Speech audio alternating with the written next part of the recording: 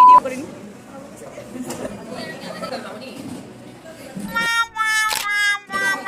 তারপর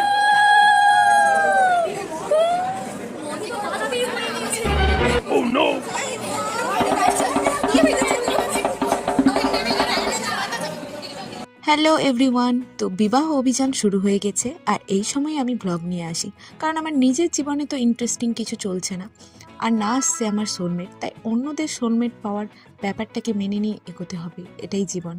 এই ভেবেই আমাদের এক বান্ধবী পেয়ে গেছে তার সোলমেটকে, আর তার আইবুড়ো ভাতের আয়োজন করেছি আমরা। তাই রেডি হয়ে সুন্দরভাবে বেরিয়ে পড়েছি। আমার জন্য ভগবান যাকে পাঠিয়েছে সে তো অর্ধেক রাস্তা ভুলে চলে গিয়েছে, বাট ফিকার নট, আমার বান্ধবী তো রয়েছে, সে আমাকে লিফট দিয়ে দিয়েছে এবং পৌঁছে দিয়েছে ভেন্যুতে। স্টুডেন্টের নাম দেখেই মনে হচ্ছিল কোনো অতিথির বাড়ি চলে এসেছি, আর ভেতরটা পুরো ছিল অ্যাস্থেটিক অ্যান্ড বাঙালিয়ানা। আর আমরা এখানে দীর্ঘশ্বাস ফেলে অনেকক্ষণ ধরে বসে ব্রাইডের অপেক্ষা করছিলাম।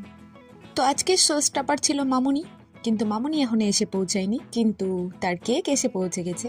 আর কেকটা দেখতে খুবই সুন্দর হয়েছিল, আর কেকটা দেখেই আমরা সবাই কেকটার দিকেই তাকিয়েছিলাম যে কখন এটা কাটা হয়। কিন্তু যাই হোক, আরও কিছু জোগাড় যন্ত্রণা আছে।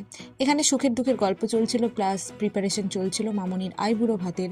সো আইবুড়ো ভাত বেসিক্যালি বাঙালিদের বিয়ের প্রথম পর্ব, যেখানে ব্রাইডকে যত খুশি গেলানো যায়। তো আমাদের ব্রাইড ফাইনালি চলে এসেছে সাথে দুটো কেয়ারটেকারকে নিয়ে, কিন্তু আমাদের ব্রাইডকে অনেক মিষ্টি লাগছিল এবং আমাদের ব্রাইড প্রবেশ করে গেছে ফাইনালি।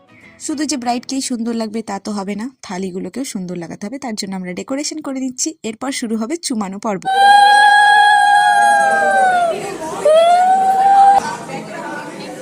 তোর ব্যাকগ্রাউন্ডে ছিল দে না,